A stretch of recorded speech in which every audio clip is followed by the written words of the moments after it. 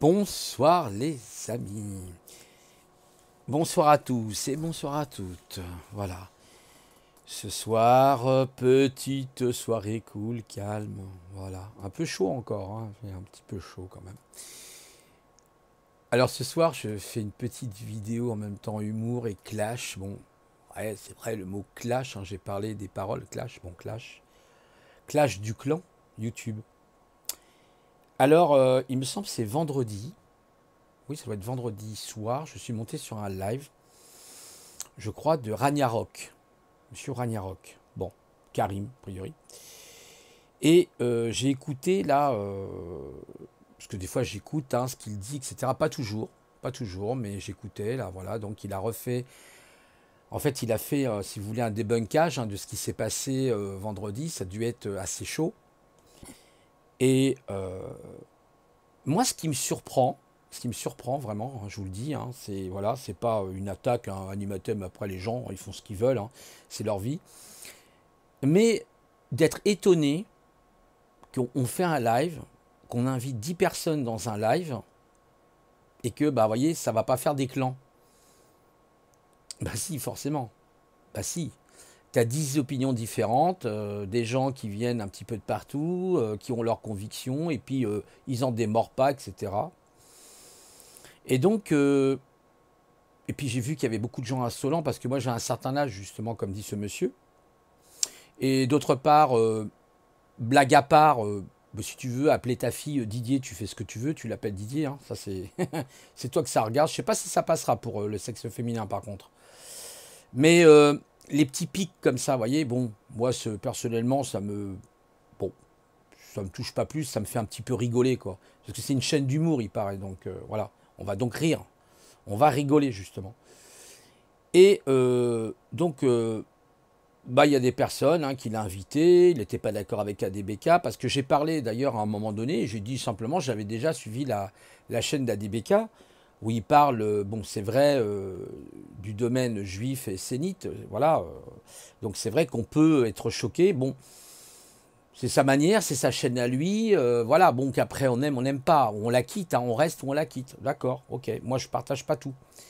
J'ai dit simplement, voilà, il fait des recherches, il fait du travail, bon je sais pas ce que j'ai dit, what de plus quoi. Après, il y a eu d'autres personnes qui sont venues, il y a eu Taku qui est venu, etc. Alors là, ça a été le grand clash total, hein, évidemment, avec la vérité absolue, hein, parce qu'on a tous la vérité. Quand c'est comme ça, on a tous la vérité. Évidemment, si on est sur le tube, c'est YouTube. Tu es dans le tube, voilà. Donc, et sachant que Google est une société privée.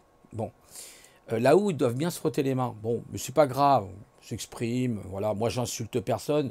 Je donne mon point de vue. Voilà, c'est tout. C'est mon point de vue. Bah oui, c'est sûr, mais le thème qui était choisi, c'était pas franchement un thème qui allait amener à la paix. Ah, ça, c'était évident. Et puis, pas pour parler de moi, mais simplement à un moment donné, il y avait Surdoué, il avait dit des choses. Bon, c'est vrai, c'est un ami un peu proche parce que je le connais, je l'ai rencontré dans la vraie vie, j'ai discuté avec lui, on s'est vu. Personne très sympathique, a ses défauts, ses qualités comme les miens, voilà, tout simplement. Mais il a dit, mais voilà, simplement, soyez autonome. Bah, si vous voulez être autonome, soyez souverain. Il y en a même que j'ai vu, il y en a même certains, je voulais rien dire, hein, c'est pas pour spécialement prendre la défense à Xavier, je pense qu'il est assez grand quelque part, mais il y en a, ça les a fait bien rigoler. Hein. Ah oui, oui, oui, j'ai bien senti, hein, voilà, parce que Xavier c'est quelqu'un de très sensible. Ils comprennent pas comment fonctionnent d'ailleurs les personnes au potentiel, hein, ces personnes-là. Hein. Voilà, donc il y avait quand même un humour assez caustique. Alors je sais pas si c'est une chaîne d'humour, mais ça a l'air plutôt assez caustique, quoi. Avec bon des débits hein, sans arrêt, ça n'arrête pas. Et puis c'est, je m'emballe et hein, je vais pas vous répéter le mot. Voyez, moi voilà, voilà, je vais pas prendre, ça m'intéresse pas parce que je vous ai expliqué hier pourquoi ça m'intéresse pas. Ces gens-là, ils croient qu'ils sont des bonhommes parce qu'ils utilisent des mots grossiers ou des choses comme ça. Mais non, la vie, c'est pas ça. C'est pas ça la vie. C'est, bah, je sais pas, tu parles normalement. Voilà, t'as pas besoin d'utiliser des superlatifs ou je sais pas quoi là. Et puis oui, alors bien sûr, sur les points où je suis d'accord avec lui, c'est vrai qu'il y a des gens. Après, il appelait ça les complophiles et là, je suis d'accord. C'est vrai que même moi, je parle des complots. Peut-être je suis complophile. Pas du tout, hein, parce que ça m'empêche pas de vivre, hein. Simplement, j'essaye d'éclairer les gens sur un point. Bah, les gens, en tout cas ceux qui veulent écouter ce que je dis, mais c'est pas même moi qui le dis, d'autres l'ont dit avant moi. Moi, je prétends pas savoir les choses. Je suis, je suis comme un poké, vous savez, comme voilà, hein. Mais c'est vrai qu'il y a des personnes qui sont dans le complophile. Bah oui, il y a qu'eux qui ont la vérité, les autres l'ont pas. D'ailleurs, je crois que c'est dans ce live où j'ai dit chacun sa propre vérité. La vérité, c'est quelque chose à 360 degrés. Et chacun a sa part de facettes. Par contre, après, quand on est dans un live, on respecte les autres. Voilà. Et là, d'accord, je le rejoignais là-dessus. Et là, il a raison. C'est vrai que bah, on laisse parler les plus anciens, etc. Mais moi, j'ai été coupé. D'accord. Donc, c'est pas, je vais pas en prendre pour moi personnellement. Je vais pas, voilà, je sais pas que j'en dormirai pas ce soir. Mais c'est pour montrer que je ne montrerai plus jamais sur ces lives. Plus jamais. Parce que je savais que ça allait être comme ça. Je le savais. Surtout quand on invite bah, des personnes quand même qui ont un certain gabarit, comme Alixator ou ADBK ou d'autres. Alors certains disent bah, il a dû prendre son Subutex ou quelque chose dans le genre. Peu importe. Mais en fait, ça n'a pas du tout avancé. Mais ce monsieur, j'ai envie de lui dire, mais il s'attendait à quoi? Quand on fait un live où on invite 10 personnes, et puis 10 personnes, et puis 10 personnes, et puis 10 personnes, parce que je ne sais pas combien qui sont montés main. Je crois qu'il a duré 7 heures le live. Vous imaginez 7 heures.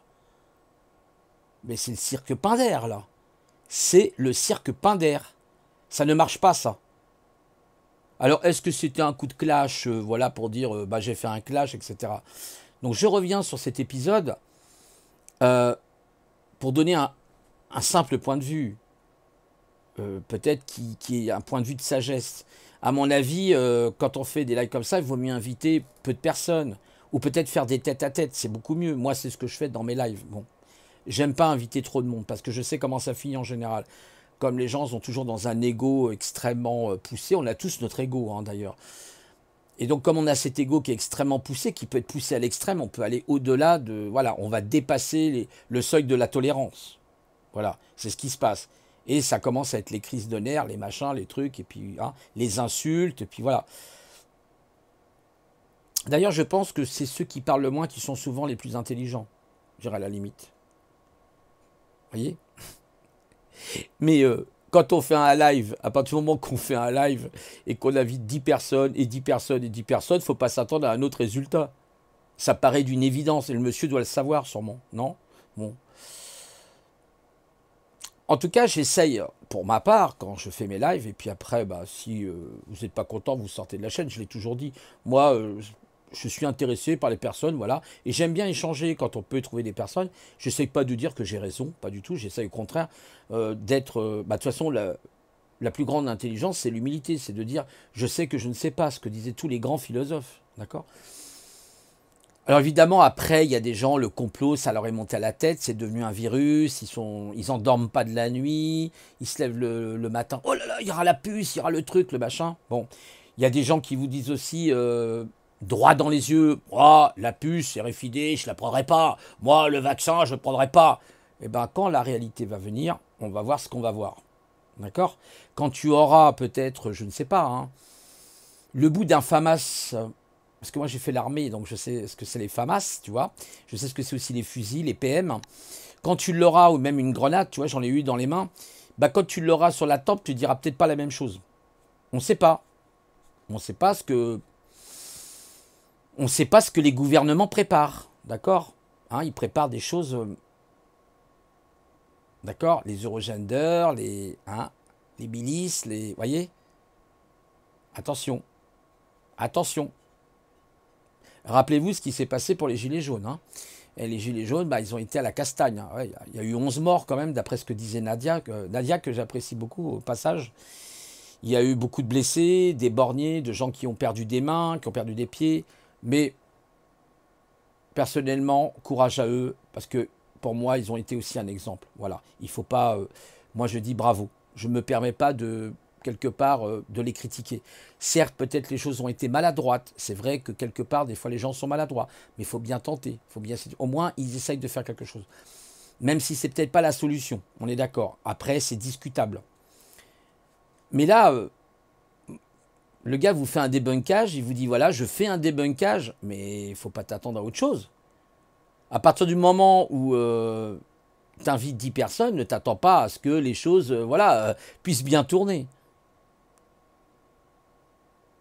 Et puis il y a peut-être la chaleur, hein, il y a peut-être la chaleur, peut-être les gens ils boivent du whisky, peut-être que tu vois, ils ont peut-être fumé un pétard, hein, et ils fument des pétards des fois, hein, des bons petits cônes avant de monter, tu vois. Moi je fume pas le cône, c'est bon. Et on en est là, vous voyez, YouTube, c'est ce que je dis, hein, c'est pour ça les lives, moi j'en ferai moins, hein, je ferai des lives. Bon, là, j'ai invité, par exemple, 132 parce que je le connais personnellement. Je connais cette personne personnellement. C'est pas seulement que je l'ai rencontré sur YouTube, je l'ai rencontré dans la vraie vie. Voilà, donc, vous voyez, c'est ça la différence. Et quelquefois, les gens ne savent pas comment fonctionnent justement les personnes surdouées. Donc, c'est comme ça. Mais il y en a, personnellement, ça m'a un petit peu écœuré de personnes qui avaient l'air de rigoler parce qu'à un moment donné, Xavier disait, bah voilà le contrôle. Il croyait que en fait, Xavier, c'était la première fois qu'il se faisait contrôler par des gendarmes.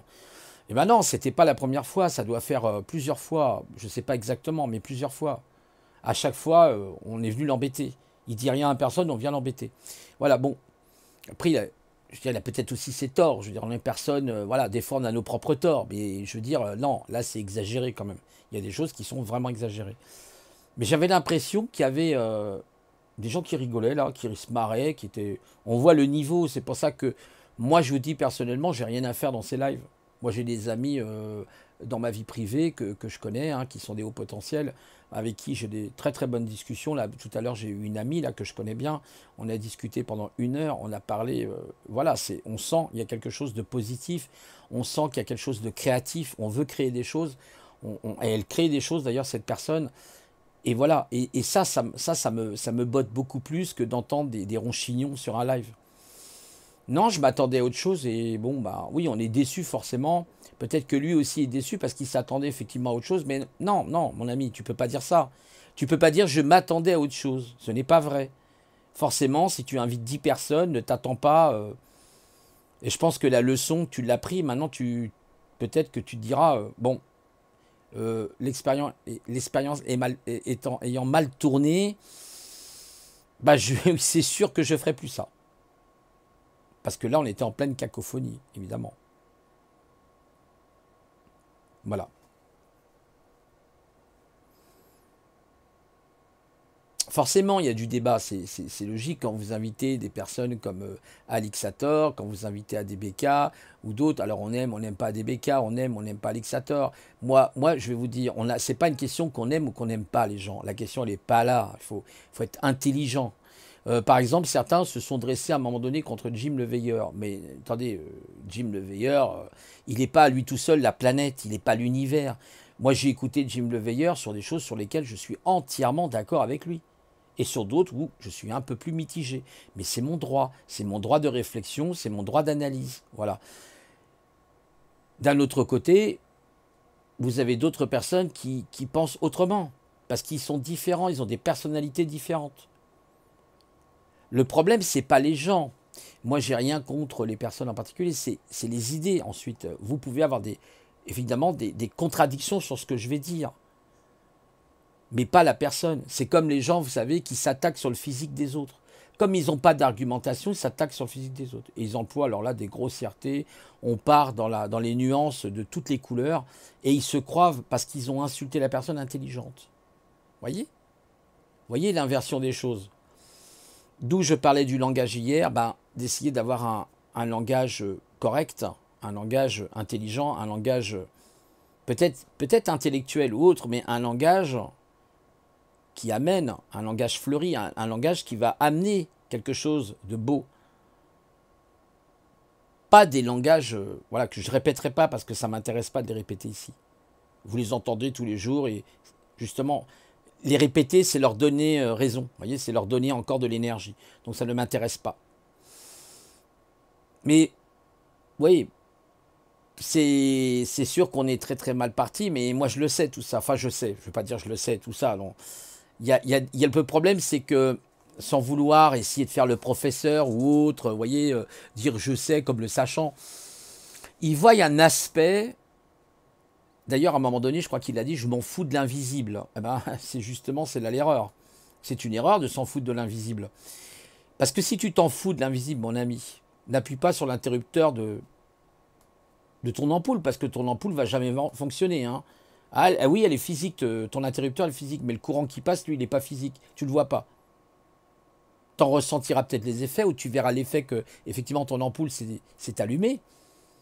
Et voilà, vous voyez la discussion, c'est-à-dire on a un clan très matérialiste et un autre qui est trop immatérialiste. C'est toujours le déséquilibre, parce qu'on est toujours dans une extrême ou dans une autre. Non, il faut trouver un point d'équilibre, ce qu'on appelle l'inertie, un point d'inertie pour pouvoir trouver un point d'équilibre. Il y a des gens d'un côté, ils vous disent ils sont très matérialistes, et puis d'autres qui sont complètement dans les étoiles. Bah, il faut essayer de trouver le yin et le yang. Je ne sais pas si vous connaissez le tai chi par exemple, ou le qigong. Je pratique par exemple le qigong, le tai chi beaucoup moins. J'en ai fait pendant 4-5 ans du tai chi. Et on apprend à utiliser son corps et son esprit. Vous voyez, il y a une espèce de synthèse entre le corps et l'esprit. Mais on n'a pas de synthèse si on pratique par exemple le tai chi qu'avec le corps. Ça ne marche pas. Parce que si on pratique le tai chi, qui est un art interne, ou le qigong, ou un autre art interne, hein, il y en a d'autres, hein, vous êtes obligé d'utiliser votre esprit. Vous êtes obligé d'utiliser votre souffle. Est-ce que vous le voyez, votre souffle? Est-ce que vous ressentez votre souffle? Oui, vous le ressentez, mais est-ce que vous le voyez? Est-ce que vous voyez l'air que vous respirez? Non, vous ne la voyez pas. Et pourtant, l'air que vous respirez va avoir un impact sur ce qui est matériel. Donc, vous voyez, ces gens-là, en fait, je dis, j'en ai rien à foutre de l'invisible. Bah oui, mon ami, mais tu peux pas dissocier ce qui est invisible de ce qui est invisible de ce qui est visible. C'est comme ça, c'est la nature des choses. Et ben voilà, on tombe toujours dans ces extrêmes. Bah, les gens, ils tombent dans des extrêmes, c'est un petit peu dommage. Je trouve que c'est dommage.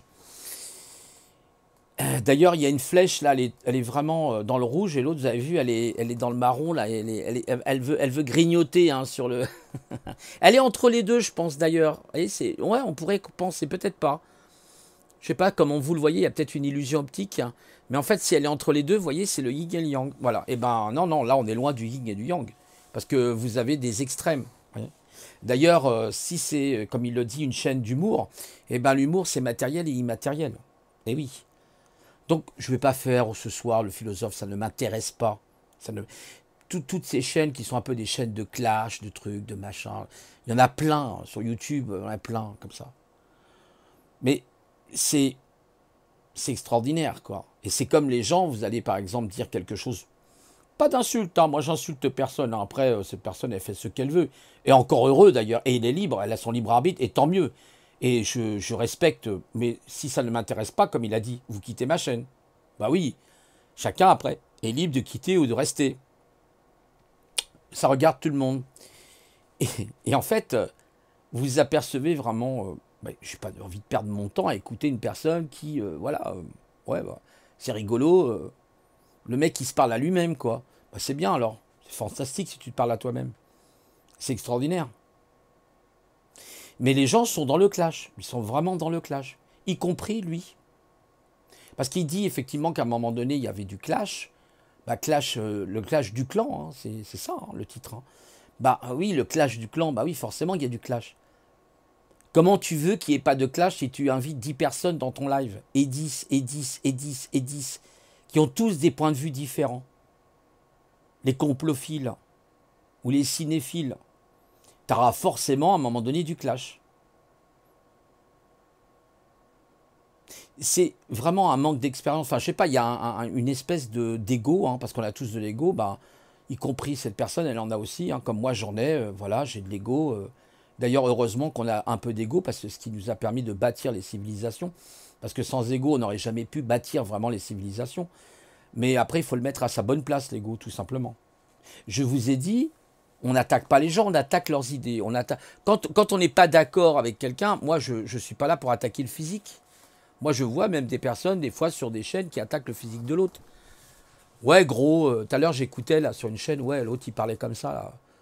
Ouais, gros, comment tu parles, ouais, gros, sur ta couche, je crois, sur sa chaîne. Ouais, gros, qu'est-ce que t'as, gros Et pourquoi tu viens là pour voilà, dire gros, ou je ne sais quel mot, vous voyez? C'est ce que je vous ai dit hier hein, sur le langage. Hein. Et, et en fait, on s'expose. Hein, quand on est sur YouTube, on s'expose. Automatiquement, on s'expose. Là, je parle, mais je m'expose. Il y a des gens qui m'écoutent. Enfin, ils m'écouteront tout à l'heure, plus exactement. Parce que c'est pas du direct. Sauf quand c'est des lives. Après, je pourrais faire que des lives en direct. Hein, ça peut être rigolo, une expérience à faire, pourquoi pas. Parce que j'aime bien l'improvisation. Et personne n'est parfait dans ce monde. Hein. Alors après, il y a des gens, bah voilà, il faut qu'ils fassent leur parcours, tout simplement. Ils ont des parcours à faire. Et puis, voilà, il y a des gens et il y a des gens. Voilà. Vous voyez ce que je veux dire? Il y a des gens et il y a des gens sur YouTube. Et hein, les tireurs de langue. Ils aiment bien d'ailleurs se montrer cela. Bon, bref. Et donc, ouais, j'aime bien un peu aussi, moi, faire de l'humour. J'aime bien faire de l'humour.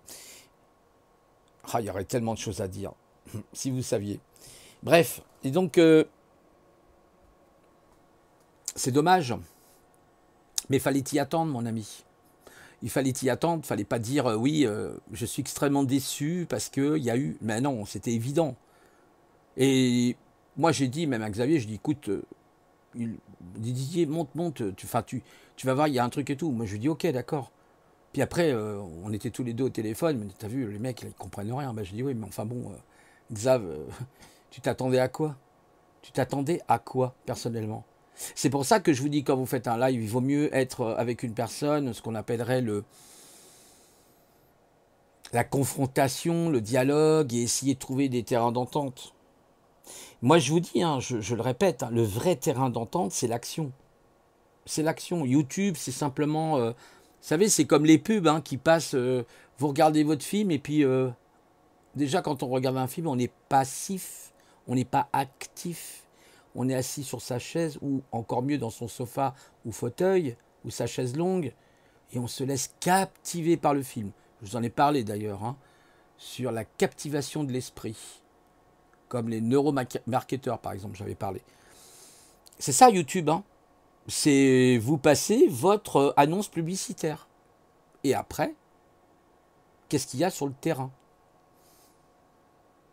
Alors moi j'aime bien parce que par exemple vous avez des youtubeurs justement.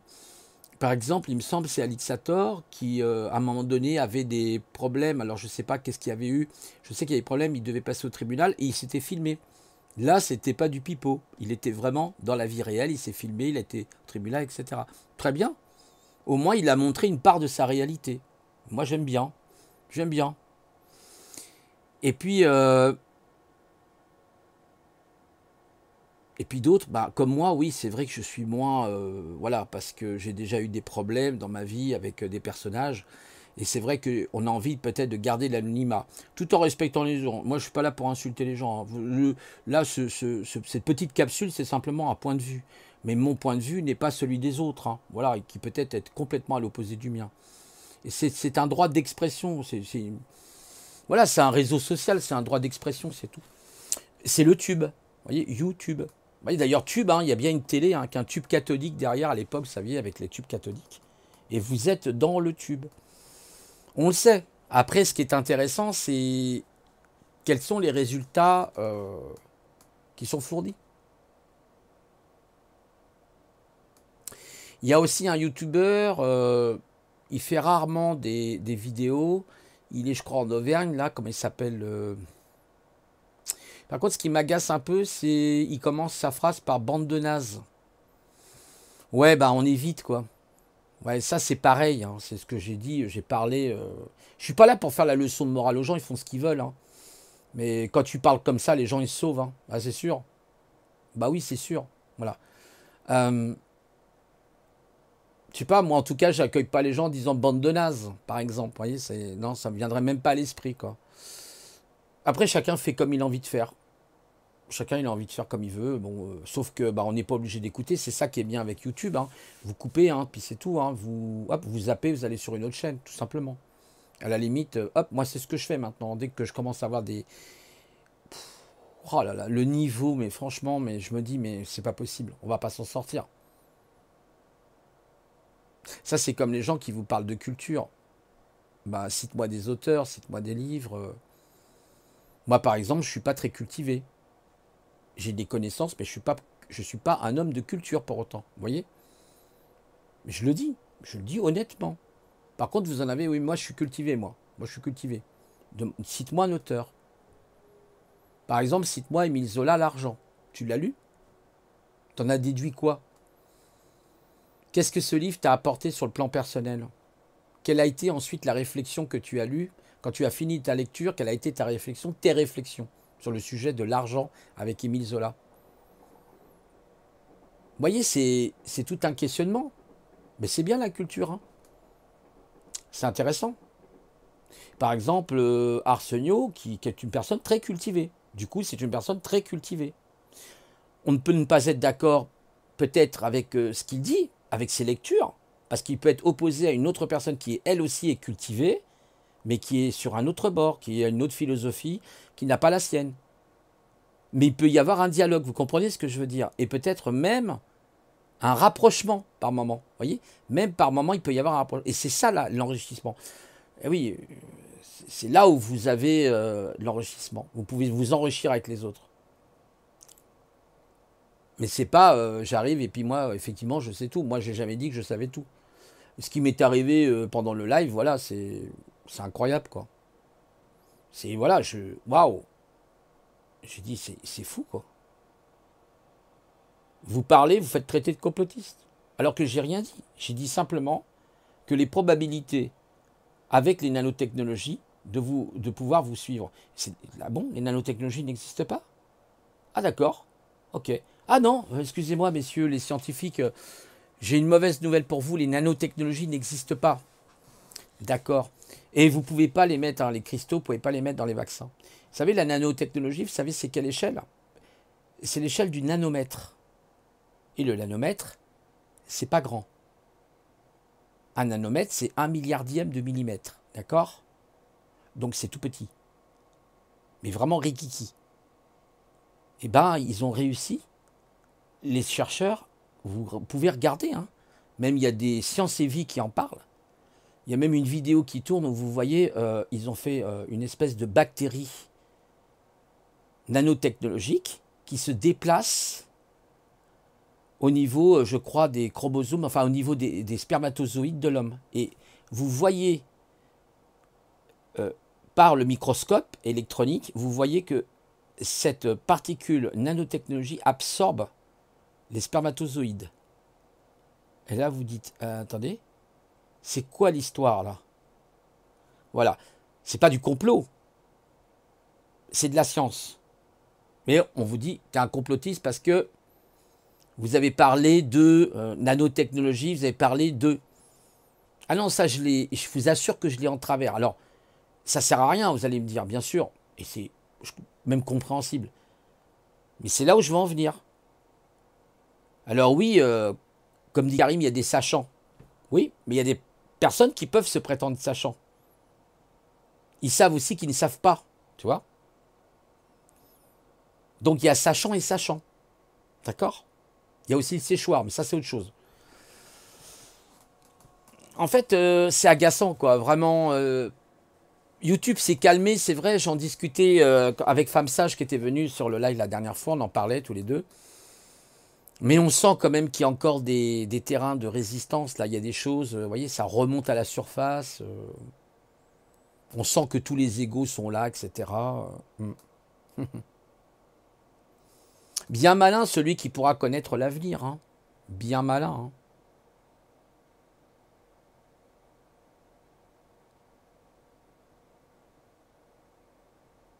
Bien malin celui qui pourra connaître l'avenir. Hein. S'il y a une machine à remonter dans le temps pour le futur, oui. Enfin, pour le passé, il paraît que ça existerait. Mais pour le futur, bah oui. Bah, demain, c'est pas aujourd'hui. Hein. C'est différent. Quand vous voyez, par exemple, tous ces événements-là, d'accord? Actuellement, il y a toute une espèce de psychose autour du masque. Les pro-masques, les anti-masques, etc., etc. Bon, en tout cas, en attendant, on a bien semé la discorde un petit peu partout. Certains, vous allez voir, il y aura ça ou ça, mais on va voir quoi? Vous en savez... Qu'est-ce qu'on en sait d'ailleurs? Qui vous dit qu'il ne se passera pas un événement avant? Vous en savez quoi? Pas plus que moi? Pas plus que moi. Qui va vous dire que demain, il y a, je sais pas, moi, une météorite qui est tombée sur votre voiture? Vous le saviez ça? Qu'il y avait une voiture, qu'il y avait une météorite qui allait tomber sur votre voiture? Ou qui allait, je sais pas, moi, vous êtes tranquillement à votre terrasse et puis il y a un orage là qui tombe et puis en même pas 10 minutes, vous avez plus de 10 millimètres de pluie? 10 centimètres, tout est inondé partout? Comment vous le saviez? C'est trop rigolo, franchement, les amis.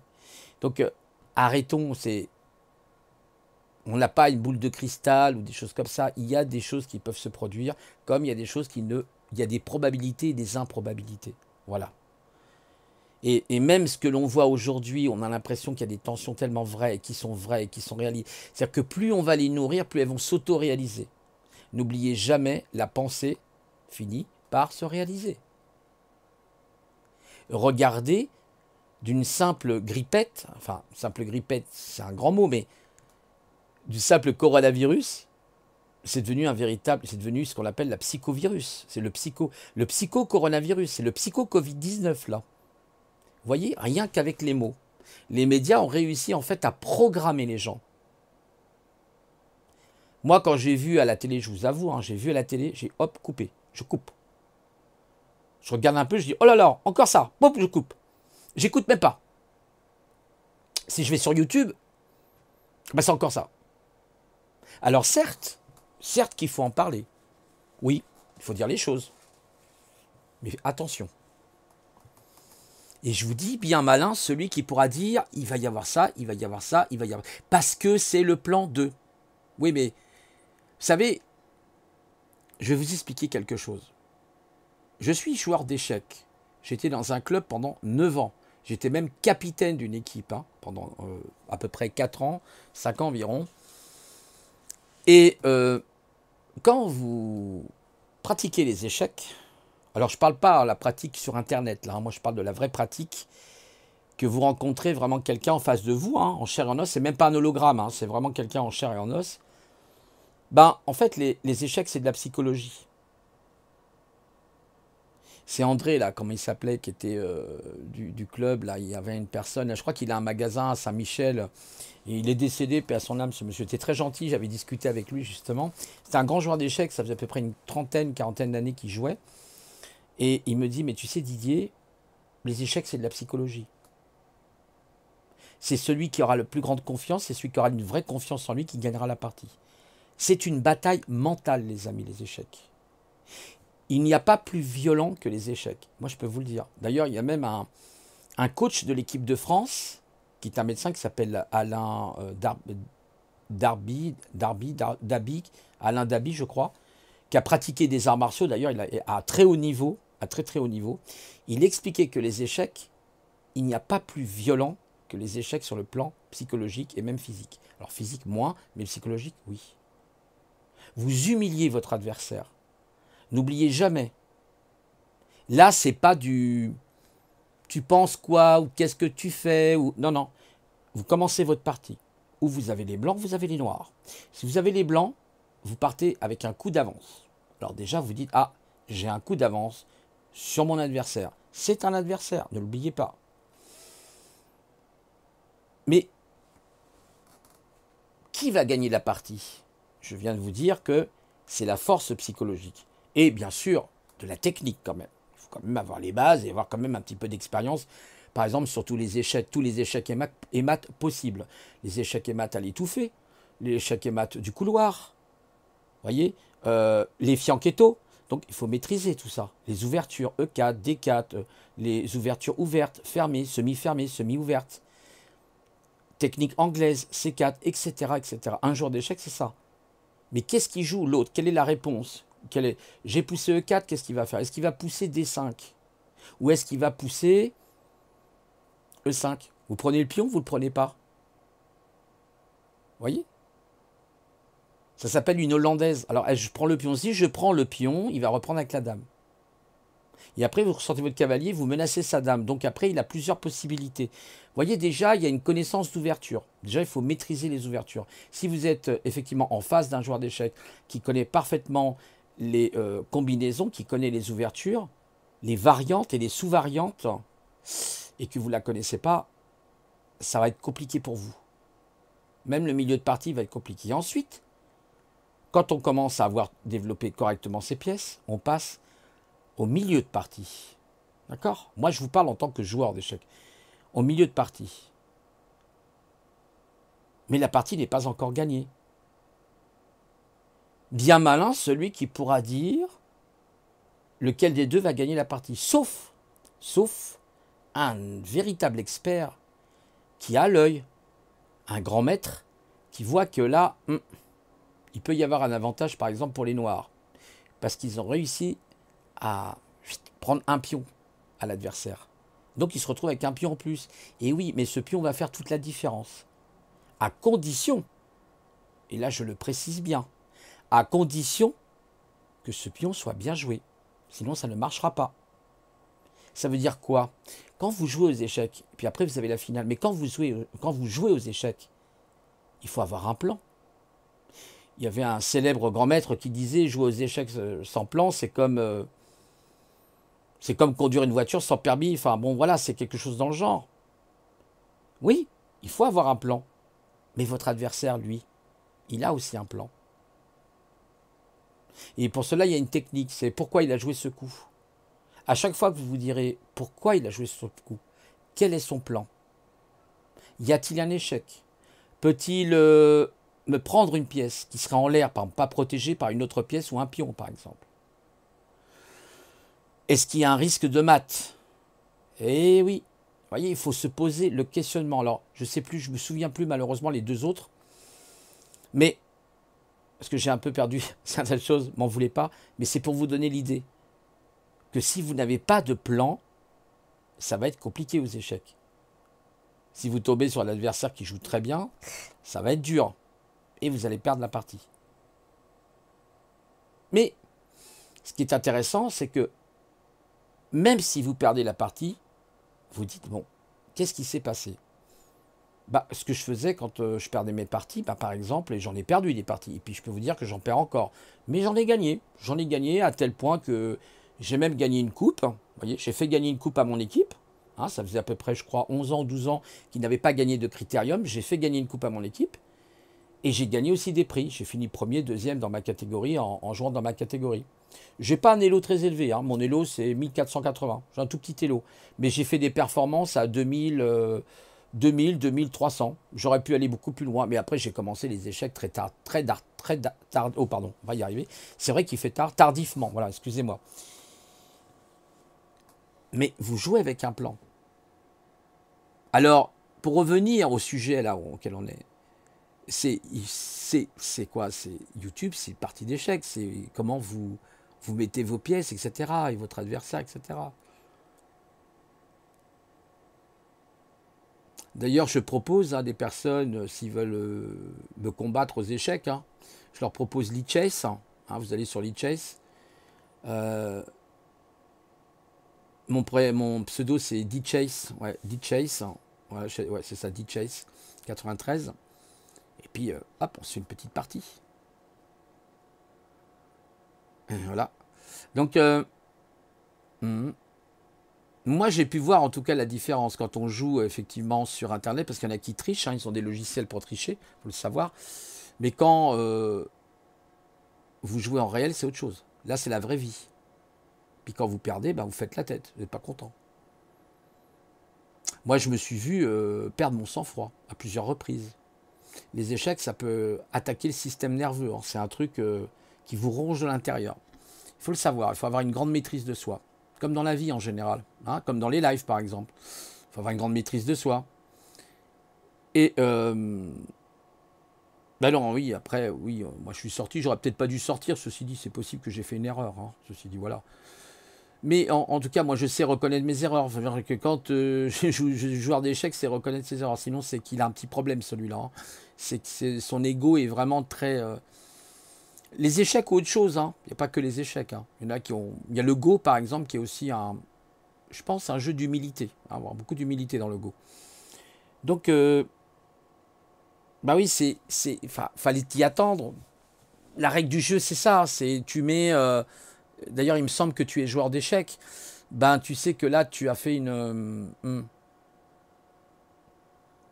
tu as joué trop vite l'ouverture, quoi. À mon avis, ou tu connaissais pas les variantes ou les sous-variantes. Voilà, c'était une petite rétrospective par rapport à ce live, parce que bon, bah, j'ai des choses à dire. J'aime bien dire les choses, hein, voilà, telles que je le pense. Mais c'est un petit peu dommage, quoi. C'est un petit peu dommage. C'est pas comme ça qu'on va avancer, en tout cas. Voilà, en ayant fini tout ça, en ayant dit tout ça, écoutez, bah, je vous souhaite une bonne soirée. Je sais même pas quelle heure qu'il est. Je vous souhaite plein de bonnes choses. Prenez soin de vous.